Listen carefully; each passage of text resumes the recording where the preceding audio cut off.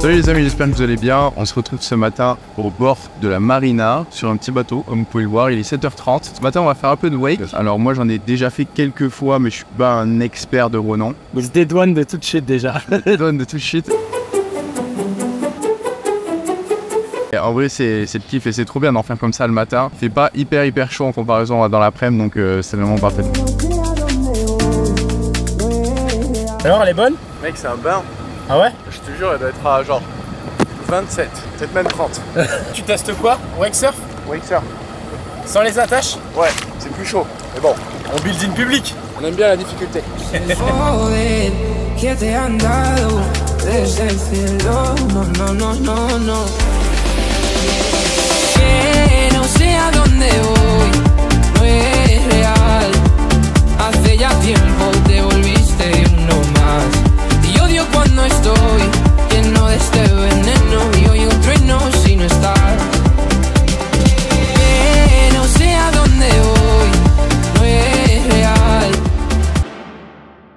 Bon, une note sur ma prestation. Bah en vrai bien battu. Je mettrais un petit 2 sur 10 pour la combativité quand même. Pour la combativité. C'est quoi du coup un peu la technique toi? Tu as réussi pas mal comme on l'a vu à l'écran. Bah moi j'essaie de me laisser vraiment tirer par le bateau au départ. Ok. Une fois que je sens que je suis bien accroupi, je me lève doucement, mais en fait l'erreur que souvent on fait, on essaie de se lever tu vois en se faisant tirer par le bateau comme ça. Ok. Faut vraiment le tenir en gardant le dos droit. Et après au départ c'est un peu chaotique parce que t'es dans le moteur tu vois, donc t'es là putain c'est la merde. Moi ce que j'ai du mal à faire en wake surf c'est contrôler mes hanches pour la vitesse. Donc tu vois si tu te mets plus comme ça tu vas aller vers l'avant, si tu te mets plus comme ça tu vas aller vers l'arrière. Je galère un peu à le sentir. Je me tiens encore un peu avec la corde alors que normalement tu peux faire sans la corde aussi.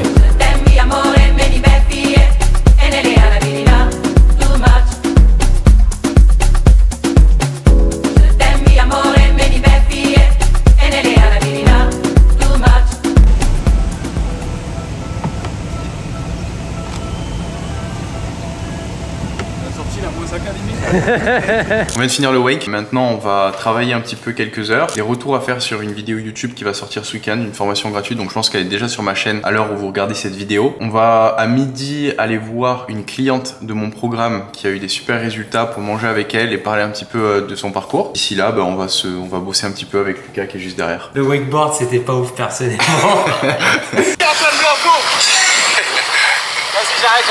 J'arrête.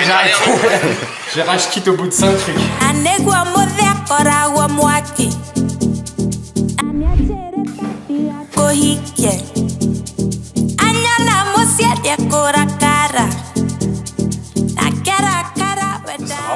mec en train de nettoyer. Ouais, mais je pense qu'il y a moyen. Des fois ça prend 2 jours. Parce que c'est tellement long mec, il y a 75 étages. Ah ouais. C'est quoi ce problème de carte en toi? J'ai eu 2 transactions que j'ai pas reconnues sur ma banque de Dubaï. Ouais. Avec trop bizarre mec, l'émetteur c'était marqué France, F-R-A-N-C-E comme le pays, en majuscule, 3500 € qui ont été débités. Donc j'ai bloqué ma carte, j'ai fait opposition, j'ai demandé à ce que les transactions soient annulées. Du coup le problème c'est qu'en fait cette carte je l'utilisais pour plein de logiciels de mon business, pour Facebook Ads. Pour tous ces trucs là, du coup maintenant il faut absolument que je trouve une alternative en remettant une nouvelle carte sur tous les logiciels pour pas que le business soit en suspens.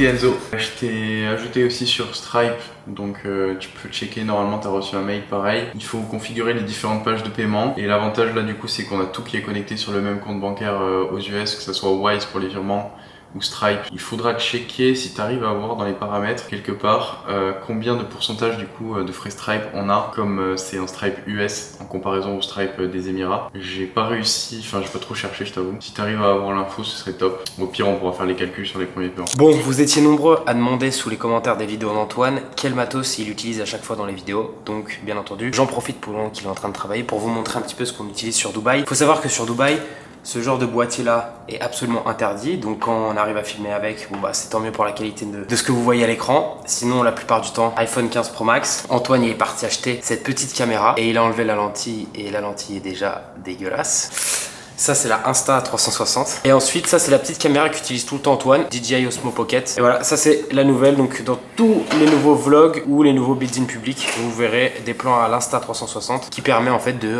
faire un peu des faking drone, des plans de drone mais sans drone. Ça c'est là. Et tu l'as depuis quand? Je suis en 3ème. Un Carhartt carrément. Ouais. C'est de la bonne marque. Carhartt. Mec, c'était la mode à cette époque, Carhartt. Ouais, Carhartt. C'était pour te dire à quel point ça remonte. Carhartt, c'était la hype à ce moment-là. C'était la période où t'habillais en mode skater, c'était stylé quoi. Bon, direction Kite Beach. Direction Kite Beach. On va retrouver Marine, qui est une de mes clientes, qui a eu des très bons résultats. Marine, elle a un parcours de vie très spécial. Elle a fait énormément de choses avant de se lancer dans le business en ligne. Donc elle va nous expliquer un peu tout ça et puis elle va nous expliquer les stratégies qu'elle a utilisées aussi pour pouvoir réussir dans ce business model. Ça va être intéressant. La musique c'est ton pote? Ouais, trop bien mec. Il est chaud hein? Ouais, il est trop chaud. Attends, en soirée. On mettra d'ailleurs que ce passage là. Ouais. Je dis c'est chaud de faire mieux mois après mois parce que là sur le mois dernier on a déjà fait 432 000 €. Et là réenclencher, mettre une seconde accélération pour continuer à faire mieux que 432 alors que c'est déjà solide tu vois.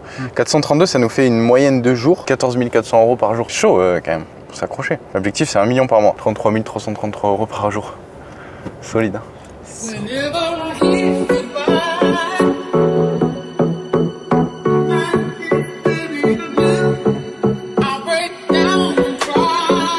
Et donc du coup c'est juste que tu te rends compte qu'un business c'est un business. Oui. Et il faut que tu en apprennes les codes. Et donc effectivement ta formation pour ça elle est top parce qu'elle est hyper pratico-pratique. Moi c'est ce que j'ai apprécié. Ouais. Et tu rentres tout de suite dans le dur.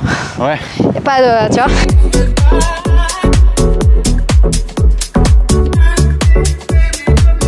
J'ai l'impression que l'avantage avec les business en ligne, mine de rien, c'est que tu peux pas échouer tant que tu n'arrêtes pas. Parce que les coûts pour continuer les opérations sont tellement faibles.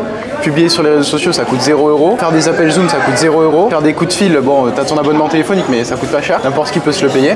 Et donc, en fait, le seul truc qui peut s'épuiser, c'est pas le cash que t'as dans ta boîte, c'est ta volonté. Complètement, je suis 100% d'accord avec toi. Et en fait, moi, ce qui m'a reconnecté au business, parce que tu vois, quelque part, moi j'ai 34 ans, j'ai ma boîte, elle a cramé il y a 1 an et demi, donc c'est encore frais, tu vois. C'est encore hyper frais et intégré en moi. Moi, le business en ligne m'a fait du bien parce que c'est la vraie manière de faire du business. Moi, je suis impressionné par tout ce que tu sais faire et par toutes les compétences que tu as. Cours de chant, équitation, tu as combien de business? En tout, 6 maintenant. 6 business dans des industries qui sont complètement différentes. Tout à fait. C'est impressionnant. Comment tu fais pour apprendre autant de trucs et pour faire autant de trucs? Alors j'avoue que je triche un peu parce que je suis neuroatypique. Donc moi, j'ai plusieurs neuroatypicités. J'ai un trouble dyslexique. Je suis TSA, donc j'ai un trouble autistique. C'est pour ça parfois que je te regarde pas tout à fait dans les yeux. J'ai un OQI. Et donc du coup, pour moi, déjà, arrêter d'apprendre, c'est mourir. Mais vraiment, je me sens mal, tu vois. Je suis en souffrance si j'arrête d'apprendre. Et si j'ai pas plusieurs activités, en fait, moi, c'est du défocus. Si du coup, je me focus sur une seule activité, c'est là où je déprime et je dorme complet et c'est fini, quoi. Il n'y a plus personne. Là où, si j'arrive à trouver mon flow avec plusieurs typologies d'activités, mon cerveau se met à se focuser et à être efficace. D'accord, ok. Donc, il a fallu que je comprenne ça. L'inverse. Exactement. Il a fallu que je comprenne ça, du coup, pour prendre les bonnes décisions et pour être vraiment efficace. Trop bien. Est-ce que tu peux nous parler, du coup, de l'offre que tu as lancée quand tu as rejoint mon programme d'accompagnement? Dans quelle situation déjà est-ce que tu étais? Dans quel état d'esprit? Je suppose que tu avais des trucs à côté. Tu as bougé à Dubaï, mais après avoir rejoint le programme, non? Oui, tout à fait. J'ai rejoint le programme. J'avais déjà bougé sur Dubaï pour mes autres business. J'étais dans un état d'esprit où tout le monde me poussait à faire du business en ligne. En fait, de par mon histoire personnelle, de par tout ce que j'avais déjà fait en France, de par le fait que pour certains, c'était assez incroyable de se dire que j'avais été ambassadrice de l'entrepreneuriat féminin, que j'avais accompagné pendant 10 ans des femmes bénévolement, que personne n'a jamais su, et qu'avec tout ce que j'ai fait pendant 10 ans, en fait, moi, j'ai quasiment jamais utilisé les réseaux sociaux. J'étais un peu sur LinkedIn, bien évidemment, mais tous les autres réseaux sociaux, pour moi, c'était complètement nébuleux. Quand je suis arrivée à Dubaï, j'ai beaucoup de gens, ça faisait déjà un moment, mais à Dubaï, ça a été encore pire, qui m'ont dit, mais il faut que les gens connaissent mon histoire. C'est impératif, ça a aidé des centaines de femmes, là, tu pourrais en aider des milliers, et tu te rends pas compte de la force que ça pourrait avoir pour aider d'autres personnes et aussi monter un business qui puisse être rentable. Et à ce moment-là, à la fois, j'avais très peur des réseaux sociaux, parce que du coup, pour moi, c'est beaucoup de haters, c'était beaucoup de business frauduleux aussi. J'avais vraiment cette image-là. Et j'avais cette sensation que c'était pas ma génération. Donc, tu vois, il y avait cette espèce de combo. Et en même temps, moi, j'ai une règle, et d'ailleurs, j'ai la même règle que Oussama là-dessus, c'est que quand tu arrives à mon âge, j'ai 34 ans, il est hyper important de rester proche de la génération qui est juste voilà, juste derrière. Pourquoi? Parce que effectivement, moi, les trucs les plus fous que j'ai inventés, j'avais 20 ans quoi. Plus tu vieillis, tu perds cette folie, tu perds on voit des enfants, c'est pour ça que je ne regarde par là-bas, mais tu perds cette naïveté d'enfant qui va faire que tu vas y aller en fait, tu vas pas te mettre de barrière. Et donc du coup, j'ai commencé à côtoyer pas mal de gens ici de la vingtaine, tous des business en ligne bien évidemment. Et là je me suis dit ok, il est temps que tu te lances, tout le monde est en train de te dire, et eux aussi dont c'est le métier, il faut faire quelque chose, vas-y. À partir de là, j'ai regardé plein de formations, je suis tombée sur la tienne et je me suis dit ok, c'est celle-ci qui me convient par rapport à mon mindset, à la manière dont je travaille, c'est celle-ci qui me semble la plus pragmatique. Moi j'ai besoin de rentrer dans le concret très très vite et surtout c'est la seule qui me vend pas du rêve quoi. Donc pour moi, qui a l'air d'être extrêmement structurée. Ok, top. Et tu savais directement quand tu as rejoint le programme l'offre que tu allais lancer, la niche dans laquelle tu allais te positionner? Alors j'avoue que par facilité, j'ai pris l'entrepreneuriat féminin. Oui. C'était fou de me rendre compte, alors que quand même je suis dans le monde de l'intelligence artificielle, c'est quand même dingue. Ouais. Je n'avais absolument pas intégré ChatGPT, The Copilot dans mes routines, alors que je fabrique des IA. C'est quand même complètement fou quand on y pense. En fait, ça m'a mis un seau d'eau sur la tête et en me disant, mais il est impératif que tu refasses tes études de marché. Donc j'ai recommencé, c'est très drôle parce que sur tous mes business, j'ai foutu ChatGPT maintenant. Génial. J'ai restructuré alors avec ma propre expérience sur mes autres business, tu vois, des prompts, etc.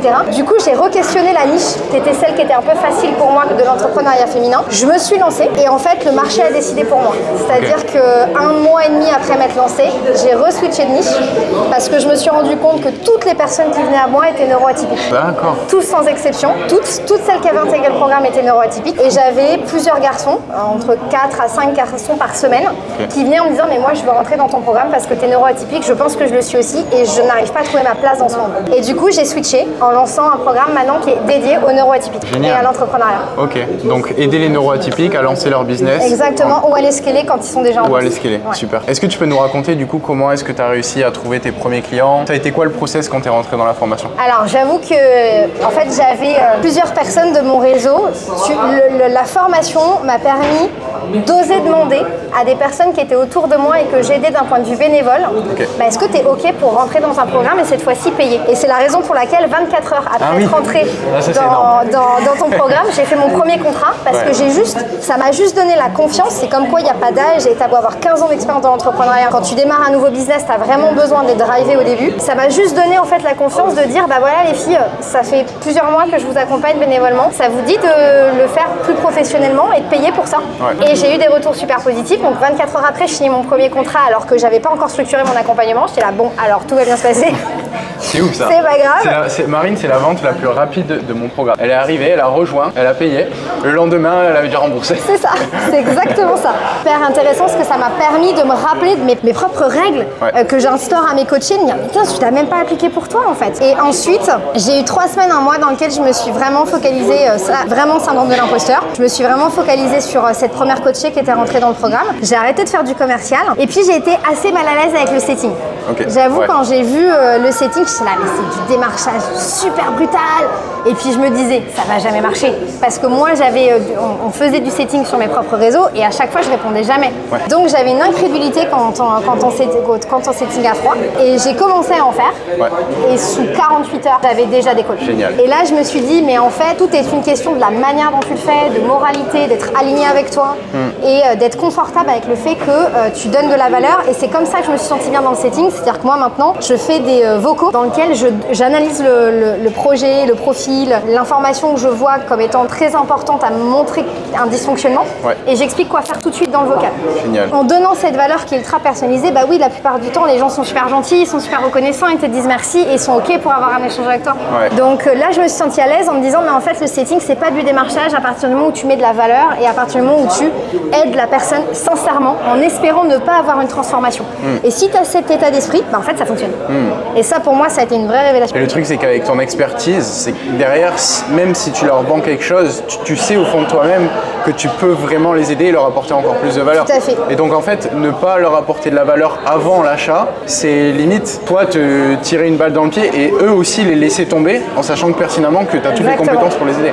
Exactement. Mais tant que tu l'as pas vécu, tant que tu n'en as pas fait l'expérience, c'est compliqué à passer au-dessus parce que moi, j'avais l'impression, sur les tout premiers échanges, de faire, tu sais, le vendeur d'aspirateur des années 80 qui tape à toutes les portes et où tu veux pas ouvrir parce que tu sais que non, il y a me faire chier, c'est pas possible. J'avais vraiment cette sensation-là, mais digital. Et quand j'ai compris pourquoi je le faisais, quand j'ai compris que y a des personnes qui acceptaient pas mon call, mais par contre qui avaient pris de la valeur à ce moment-là et qui étaient super contentes de recevoir ça, je me suis dit, mais en fait, t'es le Père Noël. Oui. Ça n'a rien à voir. T'es un vrai Père Noël. Enfin, pour le coup, Mère Noël. T'es une vraie Mère Noël, quoi. En réalité, dans ce que tu offres, et tu donnes beaucoup plus de valeur que la plupart aussi potentiellement de tes concurrents. Ouais. Et donc là, ça a complètement changé ma perception des choses. Génial. Est-ce que toi, tu savais vendre déjà avant de rejoindre le programme? Alors, j'avoue que c'est un peu ma force sur la partie en fait, j'ai pas beaucoup besoin de faire d'efforts sur la vente. Pourquoi? Parce que j'ai appris la prise de parole en public très tôt de par mes autres business. J'ai appris à savoir me raconter aussi, de par mes autres business. Et je suis formée à la négociation complexe. J'ai eu 18 mois de formation par des anciens du RAID, du GIDN et de l'ONU. Donc pour moi, c'est un jeu en fait. C'est un plaisir. C'est un plaisir de rentrer dans le closing parce que c'est un plaisir. Tu es obligé d'être dans une écoute active. Tu es obligé de t'intéresser à l'autre sincèrement, d'être dans une position d'empathie. Et en fait, tu arrives à te connecter à l'autre. Et c'est en te connectant à l'autre qu'en réalité tu closes. Ouais. Et donc ça, pour moi, c'était déjà quelque chose dont j'avais l'habitude. Génial, génial, génial. Là, comment est-ce que se structure ton accompagnement du coup aujourd'hui, l'offre que tu délivres à tes clients? Alors ça a pas mal bougé. C'est une offre maintenant qui est vraiment hybride, dans laquelle tu vas avoir du coaching en one-to-one avec moi et de la partie digitalisée, parce que la raison pour laquelle les gens viennent me voir, c'est qu'ils veulent avoir accès à mes 15 ans d'expérience et je ne peux pas transférer tout dans des modules de formation parce que j'ai tellement d'expérience dans la tête qu'en fait, en fonction de chaque personne, je vais l'attribuer de manière différente. Donc là, ce que j'ai réussi à identifier sur ces 2-3 derniers mois, c'est les questions récurrentes. Quel que soit le level, tu vois, le level d'accompagnement, je dirais 70% c'est les mêmes questions. Donc ça, j'ai pu digitaliser avec un parcours vidéo, des workbooks, etc. Et les 30% restants, c'est de l'accompagnement. Ok, super. En collectif et en one-to-one, ils ont les deux. Super. Donc voilà, et que j'ai réussi à faire en sorte que ça soit du coup gérable aussi en termes de temps, que ça soit scalable. Donc ils ont accès à moi, tu vois là j'ai des messages, ils ont accès à moi via Slack, donc vraiment en one-to-one et de manière privilégiée. Adossé à ça, ils ont une grosse session avec moi de travail au début et à la fin. Pour moi c'est hyper important parce que l'un de mes grands pouvoirs que je ne sais pas dupliquer, c'est que quand on me parle d'un business, n'importe lequel, même un business sur un marché que je connais pas, je vois ce qu'il faut faire. D'accord. Et ça, immédiatement. C'est ça, et ça je sais pas comment C'est un cadeau. Exactement. Donc du coup, au démarrage, quand ils ont fait une grosse session de travail d'une semaine, qui est une session d'introspection, où je leur demande de beaucoup me parler d'eux, je récupère les infos, je les analyse et j'ai 1h30 avec eux et boum, je vois ce qu'il faut faire. En termes de marketing, en termes de vente, en termes d'offres, en termes de marge, boum, j'ai le plan dans la tête pour quasiment 3 ans. Donc ça, je leur offre. Et ensuite, je leur dis, bon, bah, maintenant que tu as le plan, au boulot. Et donc là, on bascule sur la partie digitale. Ils ont accès à moi, du coup, quasi en permanence, 6 jours sur 7. On a des moments collectifs pour les questions-réponses. J'ai fait utiliser beaucoup l'intelligence cognitive parce que du coup, j'ai que des neurotypiques. Donc t'imagines, j'ai que des neurotypiques. Donc quand il y en a un qui a un problème, j'ai je sais pas combien de QI hyper gros qui se mettent à résolver le problème. Donc c'est extraordinaire. On a des séances collectives que j'adore. On a une session le dimanche qui est une séance sur la neuroperformance. Donc là où vraiment je leur apprends à gérer leur neuroatypicité. J'ai plusieurs idées à la fois, j'arrive pas à me focus, comment je fais. Je me réveille à 4h du matin avec un accent de créativité, j'ai pas assez dormi, comment je fais pour gérer ça. Donc chacun avec ses propres problématiques. Là vraiment pour gérer la partie purement neuroatypique. Adossé à ça, on a une session finale dans laquelle on fait un énorme débrief d'1h30. Est-ce qu'on a atteint les objectifs qu'on s'était fixés en début du programme? Qu'est-ce qui reste encore à travailler? Pour certains, ils vont continuer parce que du coup, j'ai des marches après. Et pour d'autres, ils vont s'arrêter ou revenir un peu plus tard. Génial. Donc là, ton programme, il est sur une durée de combien de temps? 90 jours. 90 jours. Et tu m'as dit que tu avais des profils assez variés. Donc tu as des gens qui ont déjà un business de base et tu les aides à le développer, d'autres qui partent de zéro. Tout à fait. Est-ce qu'il y a une promesse que tu leur fais pour leur vendre ton offre ou Alors moi, j'ai décidé de leur faire la promesse suivante. Alors c'est très lié à mon histoire. De construire un business rentable, solide et stable. Je mets pas de chiffres, pourquoi? Parce que tout le monde n'a pas forcément envie de faire des énormes business. C'est un peu oppressant parfois d'entendre, voilà, dans un an tu feras 1 million d'euros. Tout le monde n'a pas forcément envie de ça, donc c'est pour ça que j'ai pas mis de chiffres. Par contre, tout le monde a envie de se dire que ce qu'on construit là, dans 20 ans, ça existe encore. Et donc, ayant perdu, moi, une de mes grosses sociétés, j'ai vécu une procédure collective, j'ai vécu une liquidation judiciaire, donc je sais à quel point ça peut te mettre dans une situation, toi et les tiens, très compliquée. Pour moi, ce qui est hyper important, c'est d'avoir quelque chose de solide et de rentable. Et donc, c'est ça ma promesse. Et ensuite, eux, se mettre les objectifs qu'ils veulent atteindre dans les 90 jours. Que ça soit, bah, moi, je voudrais avoir un premier client, moi, j'en veux 5. Et moi, du coup, je mets toute mon énergie à faire en sorte d'atteindre ces objectifs s'ils me semblent faisables. Génial. Que ça soit sur la partie start, c'est le premier programme qui correspond aujourd'hui à 90% des personnes que j'accompagne. Et j'ai un programme Scale, là où c'est des entreprises un peu plus matures et où là on passe au niveau suivant. Super. Donc tu as vraiment réussi à adapter et à personnaliser ton programme selon les profils pour leur apporter un maximum de valeur. Parce que d'un côté, la partie start, on est vraiment sur des entrepreneurs novices, donc du coup sur lequel on va lancer effectivement une activité. Les activités sur lesquelles j'accompagne, moi en fait, business est un business, donc que ça soit en ligne, hybride ou présentiel, c'est ok. Que ça soit un produit, un service ou de l'information, c'est ok. On est vraiment sur la partie start. Et sur la partie scale, c'est souvent, je veux lever des fonds, je veux commencer à monter une énorme équipe, tu vois, à passer peut-être de 5 personnes à 25, 30, 40, parce que là c'est un autre délire. Je veux pouvoir commencer à diversifier, tu vois, on est sur d'autres types de problématiques que moi j'ai vécu ayant eu des sociétés jusqu'à 120 personnes. Donc du coup là, bon, on va y revenir. J'avoue, c'est vraiment lié à mon expérience pour le coup. Super. Est-ce que t'as faim? Ouais, j'ai toujours faim là. Vas-y, on va manger. Attends, je crois que j'avais pris un truc salade moi. Ouais, moi aussi j'ai pris comme toi.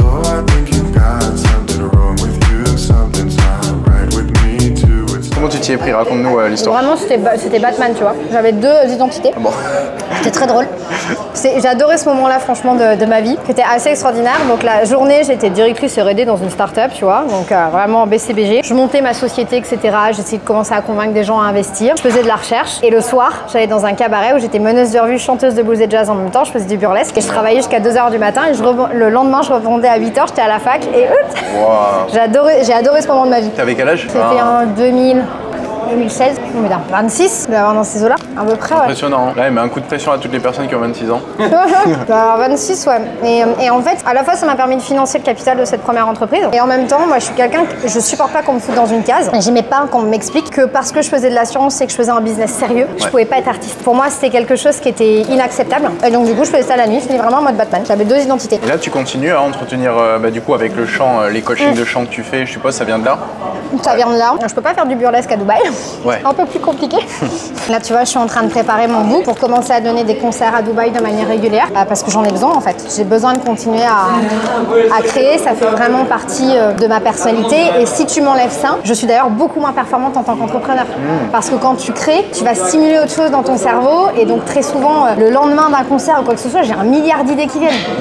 Donc, pour moi, c'est un élément qui est hyper important. Est-ce que tu peux nous partager un peu tes tips en termes de productivité, parce que mine de rien tu fais beaucoup de choses. Comment est-ce que tu arrives à organiser ton temps à la fois entre tes différents business, tes hobbies, tu as beaucoup de passion, on avait parlé du polo, comment tu fais? Tout à fait. Alors déjà je me monitore, ça paraît, donc moi je suis quand même neuroscientifique de base. Je considère aujourd'hui qu'il y a beaucoup de règles qui sont partagées, tu vois, en morning routine, en optimisation de la performance. Elles sont toutes vraies, elles sont toutes fausses en même temps.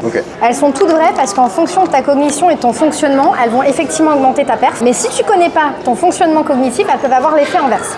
Moi typiquement, je sais que je suis hyper productive le soir. Donc toutes les sessions qui vont demander ce que j'appelle une haute intensité cognitive, notamment dans la réflexion, c'est forcément le soir que je vais pouvoir l'optimiser. Et je sais que mon cerveau, et c'est pour ça que moi je me monitore, est capable d'avoir une grosse session de travail à peu près qui oscille entre 2 à 3 heures en fonction de mon niveau de récupération. Donc je vais pouvoir les positionner à ce moment-là. Et en fait, la réalité, c'est qu'en fonction de toutes les choses que je dois faire, je positionne un taux de performance cognitive, je positionne de quoi j'ai besoin, est-ce que j'ai besoin d'attention, est-ce que j'ai besoin de mémoire. C'est pas du tout la même chose pour moi d'un point de vue de la cognition.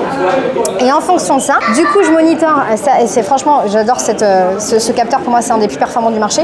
Je peux monitorer du coup à la fois comment je me sens en termes de récupération. En fonction de ça, ça définit ce que je vais pouvoir faire sur ma journée en termes de type de slot. Et ensuite, je monitore de combien de taux de cortisol j'ai besoin. Parce que ce qui est hyper intéressant avec cette montre, c'est qu'elle te permet d'identifier tes niveaux de stress, et on a besoin de niveaux de stress en fonction de ce qu'on fait pour optimiser sa performance. Il ne faut pas avoir quelque chose de plat en fait, et il faut pouvoir identifier à quel moment du coup tu mets ton stress pour augmenter ton adré et ton cortisol, et à quel moment tu le réduis. Et en fait, moi j'ai optimisé ma performance en me connaissant d'un point de vue cognitif et d'un point de vue neuroscientifique. Et donc en faisant ça, je suis vraiment complètement optimisée. Il m'arrive du coup quand je me réveille et que je suis hyper fatiguée et que je vois que ma récup est nulle, je travaille pas et je récupère et je m'autorise à dire ok, c'est pas la peine, tu vas pas être productive. Donc ok, c'est une journée off aujourd'hui. très bien, c'est comme ça. Et c'est l'avantage quand même d'être entrepreneur, c'est que tu peux te permettre de le faire. Ouais. Et donc tu traques tout sur ton téléphone. J'en avais parlé rapidement dans la voiture du Whoop Strap. Moi aussi, je l'avais utilisé. Je traque tout, à l'époque, en 2016, parce que je faisais beaucoup de CrossFit plus jeune. Et de base, c'était vraiment très niché dans le CrossFit. Et petit à petit, ils ont expand. Et là, il y a vraiment beaucoup de gens qui le portent. Et franchement, tu sais que je fais de la medtech, donc j'ai une spécialité en objets connectés. Tu comprends ce qu'il y a dedans, quoi. Pour moi, c'est l'un des capteurs les plus performants, genre. Tu vois, Weezing, j'ai testé. En plus, j'ai eu la chance de travailler avec quelqu'un qui a bossé chez Weezing, qui connaît les composants, les éléments, etc. Apple, j'ai testé aussi. Toutes les montres un peu spécialisées, j'ai testé également. Et franchement, pour moi, c'est celle qui est la plus complète, qui traque ce qu'il faut traquer, qui est vraiment hyper efficace, qui est pas lourde, que tu peux porter tout le temps, notamment. Enfin, pour moi, c'est vraiment un très bon produit. Tu payes combien pour qu'ils puissent avoir un ordre d'idée du prix? Je me souviens même plus combien j'ai payé. C'est par mois, je crois. C'est un abonnement maintenant. J'ai payé parce que du coup, vu que je me la suis fait livrer à Dubaï, tu payes sur l'année directement. Okay. Je crois que j'ai dû payer genre 150 ou 200 balles. Fais gaffe. C'est pas si cher que ça, hein. Pour toute la valeur que tu as. Oui, c'est clair. Franchement, ça vaut grave le coup si vous avez l'opportunité. C'est clair. Tu fais même la data quand tu t'endors? Ouais, ça traque toutes tes phases de sommeil. Tu dois pas l'enlever en fait. Ouais. C'est vraiment important, tu dois pas la retirer. Et d'ailleurs, tu vois, les charges, tu as juste à les mettre dessus, tu peux garder en même temps la montre. Enfin, c'est vraiment très très bien pensé. Je l'avais acheté, je l'ai utilisé 2 semaines. Ah ouais, mais parce qu'en fait, le truc, c'est que faut s'organiser, il faut prendre l'habitude de le recharger. Ouais, c'est ça. Moi, je suis plus team Apple Watch. Ouais. Même si je sais que c'est pas aussi bien traqué que Whoop, tu vois. Apple Watch, c'est encore plus galère à recharger parce que tu es obligé de la retirer pour le coup. Et c'est gros, c'est lourd sur le brin. Ouais. Alors moi, je sais que par exemple, avec une Apple Watch, je peux pas jouer au polo, quoi. C'est pas possible. Ça me ferait une trop différence de poids sur la main. Et c'est la même chose pour le pilotage, je peux pas piloter non plus. C'est trop bien. Ça va aller de 6 000 € le mois jusqu'à, pour certains, je suis à 20 ou 30 000 le mois. Je peux pas forcément dire les typologies clients parce que c'est confidentiel. Ouais. Mais effectivement, ça va de 6 000 et ça peut monter jusqu'à 30 000 par mois d'accompagnement. Par contre, je suis corvéable à merci. C'est-à-dire qu'à ce prix-là, tu peux m'appeler à 2 h du matin, je te réponds. Et j'ai un client qui a testé pour info. Et là, c'est du B2B du coup plutôt quand même ça. C'est du B2B. Ouais, impressionnant. La neurotech, c'est un peu différent. Là, on est sur un business startup. Donc là, pour le coup, c'est vraiment des business models très très différents. Ouais. Et sur la partie infoprenariat, coaching en ligne, là on est sur le programme Start, il va être à 3 000 pour 90 jours et le programme Scale, il va être à 6 000 pour 90 jours. Alors, toi qui es convaincu de la valeur que tu peux apporter à tes clients, le prix il suit naturellement et souvent la croyance limitante qu'on a, c'est de se dire que les gens ne seraient pas prêts à payer des prix relativement chers, mais s'il y a de la valeur qui suit, les gens investissent et ça marche. Hein. C'est ça. Il n'y a pas de limite. Tant que tu peux apporter suffisamment de valeur, il n'y a pas de limite. Et sur des profils comme toi, avec qui tu fais payer, je sais pas, des 30 000 € par mois, c'est sûrement des boîtes qui font déjà beaucoup de chiffre d'affaires et il suffit qu'ils gagnent 1%. Pas toujours. Non, pas toujours. Non, pas toujours. Je vais avoir, dans mon histoire, j'ai perdu une de mes sociétés, ce qui fait que j'ai aussi des sociétés qui sont en difficulté financière qui viennent me voir. Et ça, je trouve ça intéressant de l'expliquer. Ça paraît fou de dire que tu es une entreprise en difficulté et que tu viens me voir et que tu vas me payer relativement cher pour redresser ta boîte. Mais en fait, c'est le meilleur investissement que tu puisses faire si tu veux que ta boîte survive. Et donc, effectivement, parfois, on peut avoir cette notion de se dire j'ai pas beaucoup d'argent, je suis en situation extrêmement complexe, je vais faire l'inverse, je vais surtout pas investir sur les next steps, alors qu'en fait, c'est complètement opposé ce qu'il faut faire. Il faut investir sur des gens qui puissent t'aider pour te sortir de là. Et donc, je vais avoir effectivement, j'ai certaines sociétés qui sont des grosses boîtes, donc où là effectivement je pèse rien dans leur investissement, et j'en ai pour qui c'est un investissement massif et c'est l'investissement de la dernière chance, quoi. Qui est tout double, Est-ce que tu peux nous raconter comment est-ce que tu es arrivé à perdre une boîte? C'était quoi l'histoire derrière C'est important pour moi de le dire. J'ai perdu une boîte donc, qui pesait un peu plus de 20 M, donc sur laquelle on avait fait un peu plus de 20 M en chiffre d'affaires, en levée de fonds dilutive et non dilutive. On est monté jusqu'à 120 personnes internes, externes, c'était une grosse société. C'était une start-up. C'est 3 choses qui ont amené à la chute de cette entreprise. La première, c'est mon inexpérience. Quand tu as 25-26 ans, qu'on te donne les clés d'une boîte qui très rapidement, au bout de 2 ans, fait 2 millions € de chiffre d'affaires, ensuite tu lèves des fonds, ça pleut, il n'y a pas d'autre terme parce que tu es dans un moment en plus de marché dans lequel, en tout cas sur mon secteur, à ce moment-là, tu avais des capitaux à plus savoir qu'en faire. Donc tu avais vraiment cette notion open bar. Au niveau argent, ben forcément tu fais des erreurs. Donc l'inexpérience, pour moi, c'est la première raison. La deuxième, c'est mon ego. Souvent, moi, ce que je dis, c'est pour ça que dans mon programme, tous les entrepreneurs démarrent par une session d'introspection. Il faut avoir conscience de qui on est, des failles qu'on a vécues et de comment notre ego pourrait prendre de mauvaises décisions à notre place pour notre business. La première levée de fonds que j'ai faite, j'ai fait une des plus grosses levées de fonds françaises dans mon secteur. J'ai levé plus de 5,5 millions en pré-seed, donc ça veut dire qu'il n'y avait pas de produit. C'est même un truc de fou furieux dans mon secteur. Attends, c'est quoi le secteur? C'est tout ce qui était biotechnologie. Donc médicaments, là pour le coup c'était médicaments digital à destination des femmes atteintes d'endométriose. J'avais pas de produit, j'avais un deck. Ah ouais, t'as levé 5,5. Et tu sais pourquoi? Non. Parce qu'un jour, j'ai un investisseur qui vient me voir. Moi je voulais pas lever de fonds, je faisais 2 millions € de chiffre d'affaires, j'étais bien. J'étais quasi à l'équilibre pour une start-up, c'était juste lunaire. Cette personne-là ressemble à mon père. et va me dire t'arriveras jamais à lever des fonds parce que t'es une femme, parce que t'es blonde et parce que t'es jeune. Et à ce moment-là, mon cerveau il a chanté. C'est-à-dire que dans mon esprit, je me suis dit ah ouais, je suis pas capable de lever des fonds. Alors comment te dire? Et ce qui est fou, c'est que notre cerveau est notre pire ennemi parce que derrière, j'ai post-rationalisé et j'ai réussi à construire un business plan pour un besoin de 6 millions d'euros alors que j'en avais pas besoin. À partir du moment où tu prends cette décision, c'est fini. Tu étais dans l'émotionnel et plus dans le rationnel. Exactement. Et mon ego a fait vraiment le chemin. Et le pire, je te dis, c'est que tu post-rationalises. Donc derrière, tu ne peux même pas te rendre compte de ce que tu es en train de faire. Et tu arrives à convaincre tout le monde que c'est la meilleure décision de ta vie. C'est ça qui est dingue. Et donc effectivement, la deuxième raison, ça a été celle-ci. Et la troisième raison, c'est la méconnaissance pour moi du monde de l'investissement. C'est-à-dire que j'ai fait rentrer du coup des gens du calibre de 6 millions d'euros quand tu fais rentrer sur un pré-seed. Donc en fait, l'équivalent d'une série A. Quand on lève des fonds, c'est pré-seed, seed, série A, B, C, D. Et puis ensuite, soit tu es racheté, soit tu rentres sur les marchés boursiers. Et en fait, j'étais pas préparée à ça. Et j'ai pas été formée là-dessus. Et là aussi, par ego, au même moment où ils sont rentrés au capital, on m'apprend que je suis neuroatypique. On m'apprend que j'ai un trouble de type TSA, que j'ai un très gros QI. Et donc là, très clairement, par manque d'humilité, il n'y a pas d'autre terme, je me disais, ah ouais, vu le QI que j'ai, je vais les gérer, mais comme ça. Et en fait, j'ai complètement confondu l'intelligence avec l'expérience. Et donc non, c'est eux qui ont géré la boîte. Donc effectivement, la fin ne pouvait pas être positive. C'était pas possible. Comment est-ce que ça s'est passé la faillite? C'est que vous avez été trop déficitaire ou c'est les actionnaires qui t'ont mis dehors, les gens que t'as fait rentrer? Non, c'est en fait la manière dont ça se passe, c'est assez simple. C'est que sur une start-up, on va te demander quand ils rentrent au capital d'utiliser l'argent pour investir au maximum. Et c'est important parce qu'il faut faire monter la valorisation de ton entreprise, même si tu es déficitaire. Et on accepte cette notion de déficit dans le monde de la start-up, l'objectif étant de monter en valorisation pour un jour rentrer du coup sur le marché boursier et quelque part la valeur de ta boîte est donc artificielle. Et c'est comme ça que fonctionne ce marché. Le monde capitalistique conventionnel, notamment le monde des start-up, des licornes, des rhinocéros, on a oublié ça. On considère que c'est la valorisation d'une boîte qui prédomine sur sa capacité à faire du chiffre d'affaires.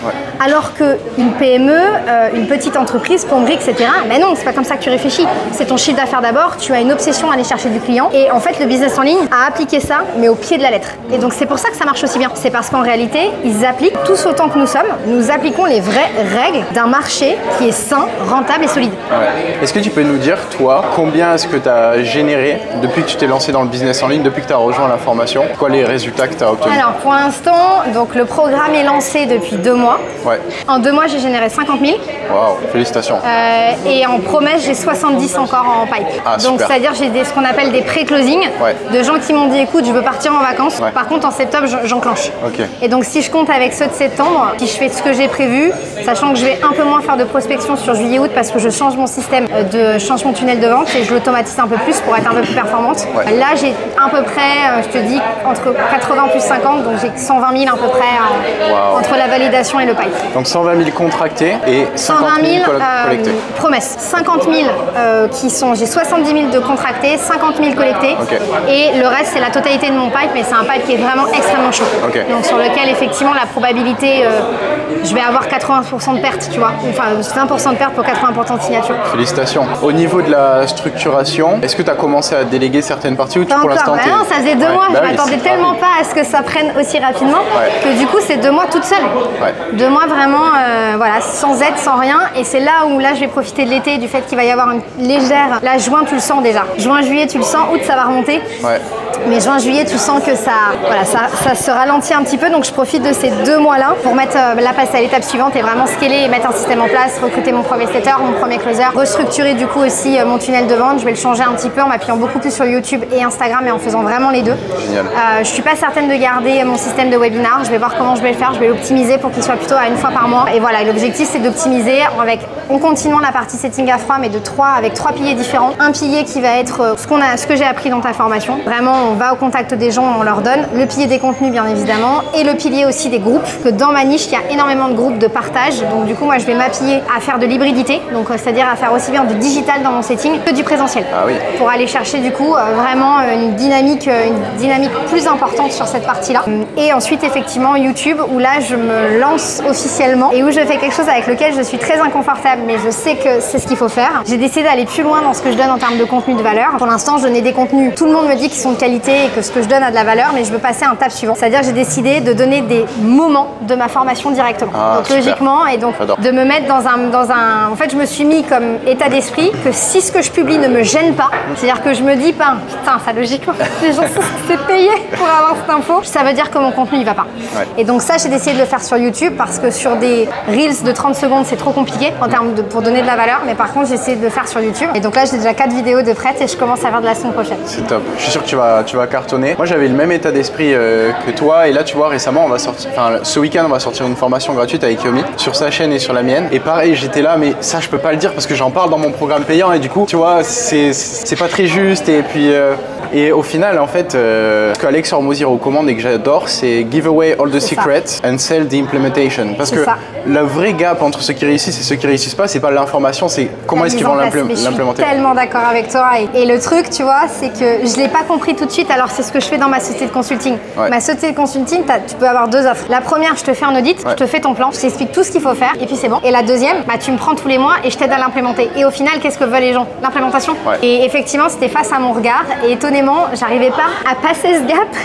J'étais hyper mal à l'aise parce que je me disais, quand tu commences à générer des contenus avec une plateforme, tout ça, tu te dis, j'ai passé des heures et je vais offrir ça. Et en fait, tu te rends compte que ce que les gens veulent, je suis d'accord avec toi, en fait, c'est discuter avec toi déjà et puis que tu les aides à implémenter et être accompagné et se dire, ok, j'ai quelqu'un sur qui je peux m'appuyer pour faire ça. Moi, j'ai eu vraiment 2 moments très impactants dans ma vie personnelle. Ouais. Fait que je pense que j'aurais pas pu devenir autre chose qu'entrepreneur. Le premier, c'est que j'ai eu un très grave accident de voiture à l'âge de mes 16 ans avec mon père. Mon père était pilote en semi-pro. On a pris un mur en béton armé à plus de 180 km/h dans une voiture qui était préparée course, mais on n'avait pas encore les arceaux, donc je te dis pas le quart d'âge. Et en fait, ce jour-là, j'ai clairement failli mourir. Mon cœur s'est arrêté, on m'a dû me réanimer et je suis clairement revenue d'entre les morts. Il y a une phrase qui, je pense, me quittera jamais, c'est que le pompier volontaire qui m'a ramené m'a dit à ce moment-là, mademoiselle, vous devriez être morte. Effectivement, il y a un truc chez moi, du coup, qui, à 16 ans, non pas s'est cassé, mais c'est réveillé. C'est-à-dire qu'à l'issue, alors c'est pas un on-off, tu prends plusieurs mois, plusieurs années pour le conscientiser, mais au fur et à mesure que j'avançais, je me rendais compte que le chemin qu'on avait tracé pour moi, déjà, je commençais à plus le suivre. Que le regard des autres, je commençais à en avoir plus rien à faire. Et que la seule chose que je voulais, donc ce que je dis souvent, c'est que j'ai un côté trésor d'Alix, c'était bouffer la vie, quoi. Tout ce que j'aimais, tout ce que je voulais découvrir, je voulais le faire. Pour moi, il y avait une espèce d'urgence à me sentir en vie. Je pense que dans un premier temps, ça a été ça. Et puis ensuite, une urgence à se dire, ça peut vraiment s'arrêter demain. Et ça a déclenché un truc, c'est moi, où je me suis plus mis aucune barrière à partir de là, au fur et à mesure. Et plus j'avance en âge, pire c'est. Pire c'est. Et donc ça, effectivement, tu as un premier élément de ma vie qui a été très impactant de ce point de vue-là. Et le deuxième, c'est qu'en fait, je suis atteinte de 2 maladies, une endométriose et un syndrome d'Ehlers-Danlos, la deuxième étant une maladie génétique qui fait que j'ai toujours eu beaucoup de douleurs, très mal. Et à l'issue de cet accident de voiture, les symptômes ont augmenté. On savait pas ce que j'avais à cette époque-là. Donc la seule chose qu'on pouvait faire, c'était me donner de la morphine. Donc j'ai été à des niveaux de morphine vraiment très importants pendant quasiment toute ma vie universitaire, donc j'ai pas du tout pu profiter de tous les à côté de la vie universitaire. J'étais camée tout le temps, j'étais douloureuse tout le temps. Chaque matin, il faut imaginer qu'une poussée sur ma maladie, c'est un mélange entre des coliques néphrétiques, donc c'est l'équivalent d'un accouchement en typologie de douleur. C'est un système digestif qui est complètement inflammé, donc en fait t'as des nausées tout le temps, t'as mal au ventre tout le temps. C'est de l'hyperlaxité, donc en fait tu te luxes, donc tu marches, puis t'as ta cheville qui fait clac, qui s'en va, tu vas te coucher le lendemain matin, tu retrouves ton épaule devant. C'est voilà, salut, donc tu te la remets, etc. Et puis tu vas avoir des problématiques cognitives. Donc moi par exemple, c'est un peu comme les problématiques de thyroïde. Il y a des moments où je vais avoir de la fièvre, je sais pas pourquoi. Il y a des moments au contraire, je vais avoir ma température qui va baisser. J'ai ce qu'on appelle de la dysautonomie, donc je peux me réveiller en pleine nuit à 4h du matin avec 180 pulsations, comme si j'étais en train de faire du sport. C'est pas grave du tout, mais c'est juste ultra fatigant. Ouais. Tout ça se résumait dans mon corps et chaque matin, je faisais un peu le check-up, tu vois. Alors, c'est quel organe qui va m'embêter aujourd'hui? Comment, tu vois, quel va être mon niveau de douleur? Et en fait, je n'étais qu'une boule de douleur permanente. Pendant des années, je vais essayer de rencontrer un maximum de médecins pour trouver ce que j'ai et me dire c'est pas possible, je peux pas rester comme ça. Et ce qui va se passer, c'est que je vais poser mon propre diagnostic étant dans le milieu scientifique. Je vais du coup aller voir des médecins spécialisés dans le syndrome d'Ehlers-Danlos. Un premier sur Bordeaux, un deuxième sur Paris. Le premier, t'avais 6 mois d'attente. Vive la France. Le deuxième, t'avais 18 mois d'attente. Le premier, je vais le voir. Donc faut imaginer que ça fait une vingtaine de médecins que je vais voir. Il me reçoit. Je me soigne toute ma vie. Ça dure 5 minutes. Il m'ausculte pas. Il me pose pas de questions médicales. Il prend mon dossier comme ça. Il le referme. Il me regarde même pas. Il me dit madame, je vais me permettre de vous dire qu'au vu de votre âge, vu que vous n'êtes pas morte, c'est pas un syndrome d'Ehlers-Danlos. Le seul problème que vous avez, il est dans votre tête. Donc moi, je vous invite à vous faire interner. Là, j'ai beau être résiliente de nature, je sors du rendez-vous, je suis en état de stupéfaction. En fait, j'ai plus rien qui répond. Je m'assois sur le parking et je dis à mon conjoint de l'époque d'appeler Charles Perrin, qui est en fait le sénatorium de Bordeaux, et de dire écoute, je suis une bonne scientifique, il faut se rendre à l'évidence, ça fait 20 médecins, 20 spécialistes que je vais voir, personne ne trouve ce que j'ai. Je n'en peux plus de vivre comme ça, je vais me faire interner. Il prend le téléphone, il s'en va un peu plus loin, il revient au bout d'un quart d'heure, 20 minutes, je suis toujours en état de stupéfaction. Il me donne le téléphone, je dis c'est Charles Perrin, il me dit non, prends le téléphone. Je prends le téléphone et je me retrouve avec le spécialiste de Paris, qui est donc vraiment l'un des éminents spécialistes sur le syndrome d'Ehlers-Danlos, qui reste 2 heures avec moi au téléphone, qui me fait redescendre et qui pose mon diagnostic en live, en me disant vous n'êtes pas folle, vous avez un syndrome d'Ehlers-Danlos, vous venez la semaine prochaine à Paris, je vous fais passer la bad tristesse, mais je suis sûre de moi dans mon diagnostic. Je vais donc à Paris, je passe 3 jours à faire mes examens, effectivement le diagnostic tombe, syndrome d'Ehlers-Danlos adossé à une endométriose, et là t'as une espèce de moment un peu étrange qui se passe dans mon esprit. J'ai un moment déjà du soulagement, je me dis je suis folle. Ouais, bah oui. Ou pas que folle. Ça sera jugé à la fin de l'interview, tu vois. Ou pas que folle, mais en tout cas, j'avais raison. Il y avait bien un dysfonctionnement dans mon organisme. Et en même temps, il m'explique ce que va être ma vie. Il m'explique que je vais devoir porter l'équivalent de bas de contention sur la totalité de mon corps tout le temps. Tous les matins et tous les soirs, il va falloir que je prenne de l'oxygène. Qu'il va falloir que je fasse faire des piqûres de lidocaïne dans chacun de mes muscles à raison d'une fois par trimestre. C'est extrêmement douloureux de faire ça. Il va falloir que j'enlève quasiment 80% de l'alimentation que j'ai dans mon assiette. Et une liste où je me dis mais en fait je ne suis plus un être humain, je suis qu'une patiente avec des douleurs. Je n'existe plus. Je sors de son cabinet, donc c'est hyper glauque, on a à l'Hôtel Dieu à Paris, c'est le soir, c'est en plein hiver. Il y a genre 40 personnes qui attendent dans la salle d'attente et là t'as les gens en fait de plein de catégories socio-professionnelles différentes, des âges différents, et ce qui m'a impacté c'est que t'as des nourrissons qui ont 4 mois et qui hurlent de douleur et on peut rien faire. Et en fait à l'issue de ça, je me dis, moi à l'époque je suis déjà en neurosciences et je suis en train de travailler sur Parkinson, Alzheimer et la capacité d'utiliser le placebo pour réduire Parkinson, et on y arrive, c'est-à-dire qu'on arrive à faire gagner 3 à 5 ans en faisant croire à des gens qu'on leur donne des médicaments alors que c'est de la putain d'eau. Je suis en train de travailler sur d'autres recherches qui sont ce qu'on appelle les CAR-T-cells, qui sont, tu cibles en fait des thérapies directement dans les cellules du génome quoi. Et là tu te dis, et on n'est pas foutu capable de soulager la douleur, mais il y a un truc qui va pas là. Et à partir de là, si tu veux, il y a un enclenchement. Pour la première fois, j'ai arrêté de penser à moi, j'ai arrêté de regarder mon nombril et je me suis dit ok, t'as plein de diplômes, t'as un cerveau comme ça, t'en fais quelque chose. La course de ma deuxième entreprise a démarré. Pendant 3 ans, j'ai étudié les mécanismes de la douleur, j'ai mangé tout ce que je pouvais manger dessus et j'ai trouvé que les fréquences sonores et visuelles étaient en capacité d'agir sur des neurotransmetteurs de manière ciblée et pouvaient agir sur la douleur. Puis après, je découvrirai qu'en fait, c'est pas que sur la douleur, ça peut agir sur plein d'autres symptômes et maladies existantes aujourd'hui dans le monde. Du coup, ouais, j'ai demandé à Marine off caméra, parce que je sais pas si elle voulait en parler, mais elle m'a dit qu'il n'y avait pas de problème. Ce qu'elle avait vécu une fois, pendant qu'elle avait eu cette expérience où elle a traversé la mort concrètement, où son cœur s'est arrêté, et donc elle va nous le partager. Alors du coup, moi je vais vous expliquer ce que j'ai vu, que du coup il y a une sensation corporelle, mais il y a aussi des choses qu'on voit à ce moment-là. Déjà la première chose, c'est qu'on n'est plus dans son corps, on est complètement au-dessus, on est dans un état où on n'a pas de douleur, on est dans un calme. Je n'ai jamais réussi à retrouver ce calme intérieur qu'à ce moment où je n'étais plus dans mon corps, et on voit la scène, c'est super bizarre. On a cette sensation d'être accroché à notre corps, alors même que nous-mêmes on n'est plus vraiment un corps. Et en fait moi je me rendais compte que plus ça allait et plus je m'en allais. Ça devenait de plus en plus petit, de plus en plus éloigné. Plus je m'en allais, plus je me sentais extrêmement détendue dans une espèce de moment, j'ai pas vu de lumière, j'ai pas vu de tunnel, j'ai juste été aspirée comme une espèce de chaleur. Je sais juste que c'était pas mon corps, que c'était autre chose, et je peux juste te dire qu'on est venu me voir en me disant c'est pas ton moment. Je sais pas mon corps qui est venu me voir, je sais juste qu'on est venu me voir pour me dire que c'était pas mon moment et que j'avais une mission à remplir, qu'il fallait que j'aide les gens et qu'il fallait que je soigne les gens. Je pense que c'est pas pour rien aussi qu'après je suis partie dans la santé, hein. Ouais. Et qu'il fallait pas que j'ai peur de la vie et qu'il fallait que j'embrasse qui j'étais. Alors c'est pas dit avec des mots comme ça, c'est très compliqué à expliquer, c'est comme si c'est une sensation plus que de la pensée. C'est assez particulier, comme si, je pense que si on devait parler de télépathie, ça doit ressembler à ça. C'est pas des mots, c'est vraiment une sensation. Quand je suis revenue dans mon corps, là pour le coup c'est très violent, parce que tu reviens dans ton corps, il y a tous les bruits qui explosent. Moi je me souviens des bruits où vraiment c'était quasi intolérable à accepter et à entendre. Et surtout tu retrouves la connexion à ton corps, donc tu retrouves la douleur. Tu retrouves la souffrance qui est exponentielle. Souvent ce que je dis, c'est que je sais pas ce que j'ai vécu. On a aujourd'hui 2 théories qui existent, 3 potentiellement en fonction de sa spiritualité. On a une théorie scientifique depuis très peu de temps, depuis 2023, qui explique qu'effectivement des chercheurs ont observé ce qui se passait dans le cerveau au moment où ton cœur s'arrête, et on identifie que les 15-20 minutes qui précèdent la mort, ce qu'on appelle clinique, donc l'arrêt cardiaque, on va avoir une décharge d'hormones à base de dopamine la plus grosse qui existe. On n'a jamais observé ça.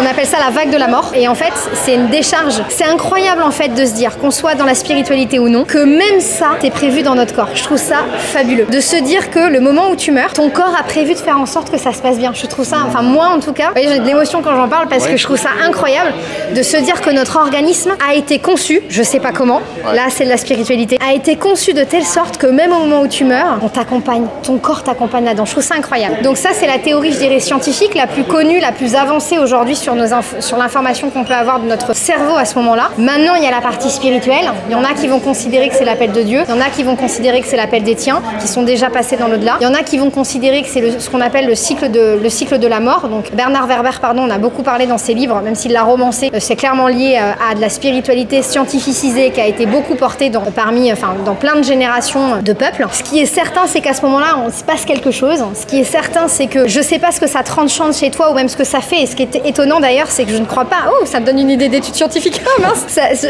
Je suis pas sûre que ça a été étudié de prendre les gens qui ont vécu cette expérience de mort imminente et vécu ce début d'enclenchement, tu vois, de dopamine extrême, de vague de la mort extrême. Et ensuite, est-ce que ça modifie les choses dans ton cerveau? J'en sais rien. Est-ce que ça crée de nouvelles connexions, de nouvelles compétences? Je sais pas. Ce qui est évident en tout cas, c'est qu'il se passe quelque chose à ce moment-là. Chacun a sa spiritualité et la science pour moi est une forme de religion. Donc chacun a sa spiritualité, a sa réponse. Ce qui est dingue, et moi c'est la vraie question que je pose, c'est pas qu'est-ce qui se passe après quand tu meurs, c'est qui et comment notre organisme a réussi à générer un système aussi incroyablement abouti, même au moment de ton décès. Est-ce que c'est vraiment lié au hasard? Ça c'est une grosse question de débat. Ah, c'est top. Merci de m'avoir partagé aussi. Plaisir partagé aussi. C'était super cool. Ciao Marine. Merci. Profitez bien les Ciao. gars. Merci. Très sympa. Très sympa Marie. J'adore.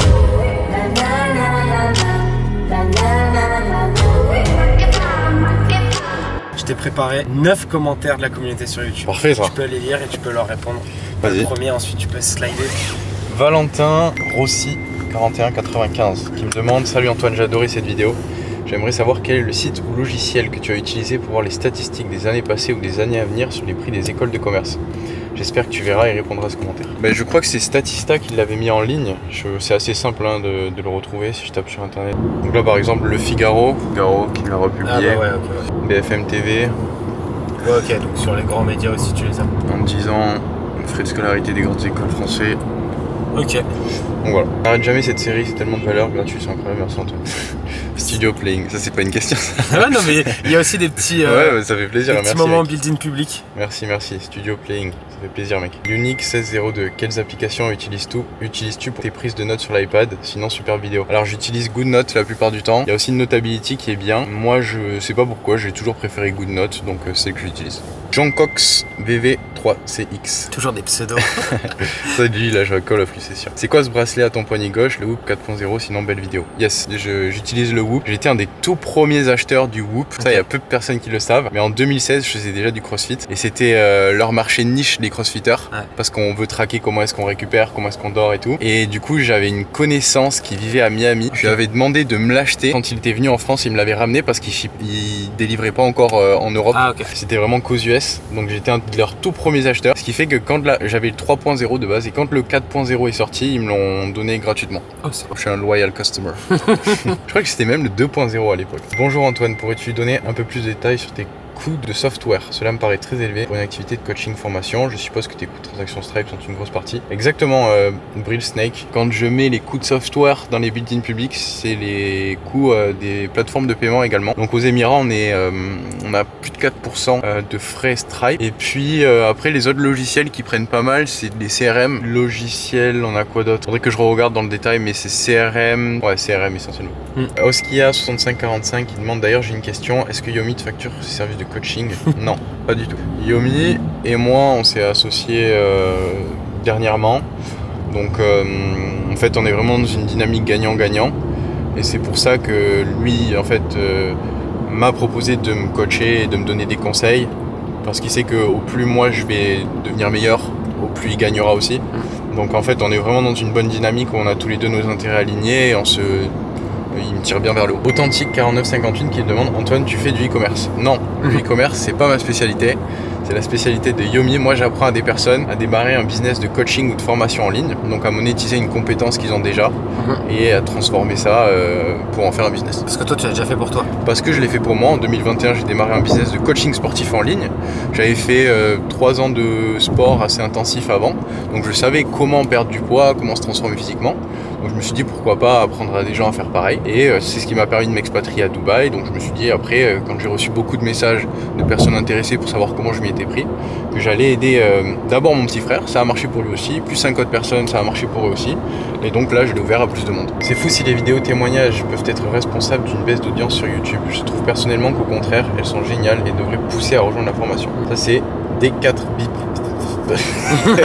Bon, en tout cas, c'est difficile de lire ton pseudo, mais t'as l'air sympa. Ouais, les vidéos témoignages n'ont pas du tout marché, malheureusement. Je pense que c'est moins clickbait. Donc, ce qu'on va faire, c'est qu'on va arrêter de les publier sur YouTube, parce que c'est pas ça qui va nous apporter plus d'audience. Par contre, on va sûrement les délivrer en back-end, c'est-à-dire sous la forme de lead magnet ou des choses comme ça que je pourrais mettre en story Insta, dévoiler les stratégies complètes de certains de mes clients. Je pense que c'est énormément de valeur et vraiment des podcasts dans lesquels on rentre dans le détail. On n'est pas juste là en mode ouais, t'as eu quoi comme résultat, ouais, trop bien, ça marche vraiment ce que je vends.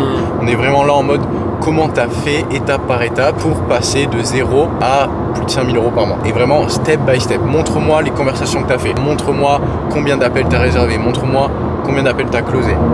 Vraiment on rentre dans le détail. Ok. Qualux 456. Haha, j'ai du mal à croire que tu as du mal avec les filles quand on te voit sur le yacht. En tout cas, vidéo intéressante. Bah, il faut se méfier des apparences. Alors moi, j'ai toujours été très timide avec les filles. Et là, sur les derniers mois, j'ai fait un travail proactif pour... En fait, dès que j'ai un objectif, je regarde, je mets en place un process qui me permettra de m'améliorer petit à petit. Donc là, en l'occurrence, sur les 2 derniers mois, j'ai fait pas mal de dates à Dubaï. Sur les 5 jours du lundi au vendredi, j'avais quasiment un date schedule chaque soir. Alors pour la petite anecdote, on m'a recommandé de pas trop en parler, mais j'avais même outsource le online dating, c'est-à-dire que j'avais des chatters, des setters qui parlaient sur tous mes profils, Tinder, Bumble, Hinge, pour pouvoir me planifier des dates en fait du lundi au vendredi et que je puisse faire du volume. Et c'est le même état d'esprit que j'avais quand j'ai appris à vendre. Quand j'ai appris à faire mes premiers appels de vente, je prenais même des gamins de 14 ans en closing juste pour m'entraîner sur mon script, à pratiquer, juste pour faire du volume et devenir meilleur. Bah là pour les dates, j'ai eu le même état d'esprit. Je me suis dit au départ, ça sert à rien d'essayer de faire les dates parfaits. Il faut faire du volume, il faut s'habituer à avoir ses premiers rendez-vous. Et en fait, tu te rends compte que c'est toujours les mêmes patterns de conversation qui reviennent. Donc voilà, ça c'est un truc sur lequel j'avais envie de travailler. Et pourquoi est-ce que j'avais envie de travailler sur ça? Pas parce que j'ai envie d'avoir des relations sexuelles avec un maximum de filles, mais surtout parce que je pense que la timidité, c'est un gros frein pour attirer la femme idéale que j'ai en tête. Je sais que en étant timide, j'ai peut-être accès à 10% du panel global de toutes les filles qui pourraient me plaire, alors qu'en n'étant pas timide, j'ai 90 voire 100% tu vois, du potentiel. Mine de rien, la femme de ma vie, ce sera celle qui va élever mes enfants, ce sera celle qui va avoir un gros impact sur mes objectifs, etc. Et donc, je me suis dit qu'il fallait que je fasse un travail proactif pour être à la hauteur de la femme idéale que j'ai en tête, et que ce travail proactif, ça passait par faire des dates et tout.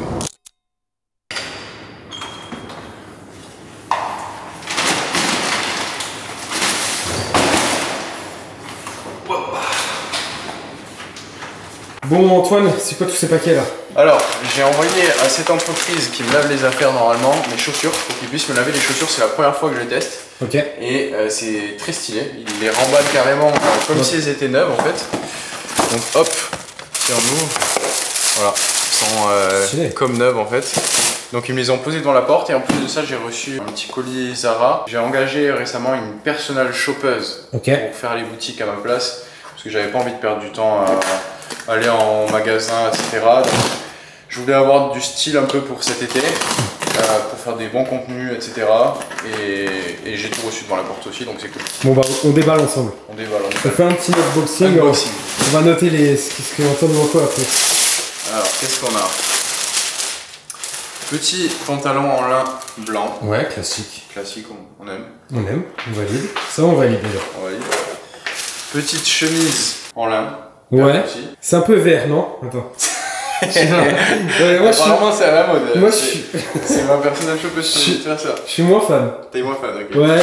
Après ça passe hein. C'est un peu un verre d'eau. Bon ça c'est classique. Ouais, un autre pantalon. Blanc. Ça c'est quoi? Un pantalon mais bleu cette fois-ci. Ouais, il est beau. Même style. Ça c'est quoi? Un énième pantalon blanc. Il l'a pris en 3 fois. Ouais. Un petit maillot de bain noir. Ok. Un polo bleu, comme ça. Ah bien ouais. En plus la matière elle est pas mal. Elle est pas mal. Polo de cette couleur là qui va avec cette tenue là. Ok. Ça j'avais acheté le haut et maintenant j'ai le bas qui est assorti. Ok. Donc le haut c'est une petite chemise. Petite chemise en lin. Ça Elle est belle, ça passe bien. Petit... ouais basique ça.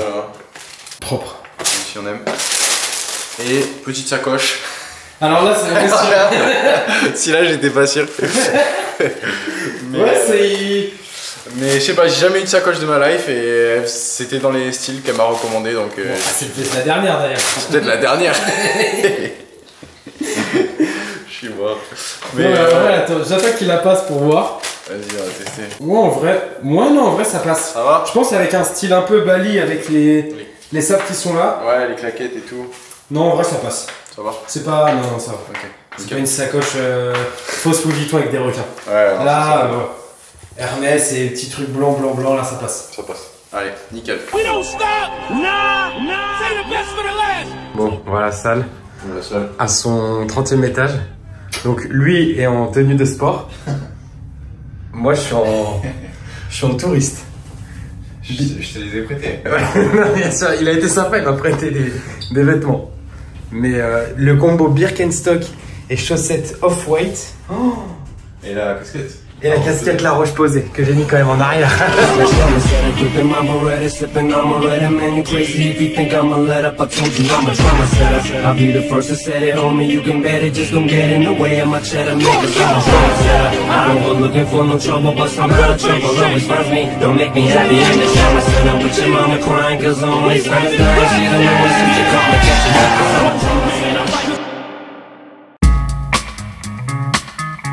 En soirée, on s'est rendu au restaurant avec un de mes amis qui lui aussi est un jeune entrepreneur qui est arrivé tout récemment sur Dubaï puisqu'il a payé plus de 700 000 € d'impôts l'année dernière.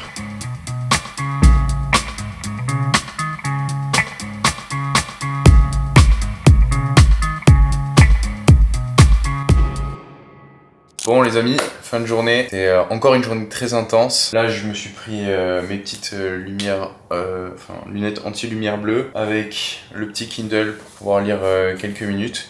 Hop, je vais enlever ma montre. Donc là je vais me mettre au lit d'ici 30 minutes, il est 21h30. Donc demain, de nouveau une grosse journée qui m'attend. Le sommeil c'est ultra important, c'est l'habitude la plus clé que j'ai. Donc je me concentre vraiment sur mes heures de coucher en ce moment. Et puis voilà, la vidéo touche à sa fin. Merci d'être resté jusqu'au bout. Et puis je vous dis à la prochaine.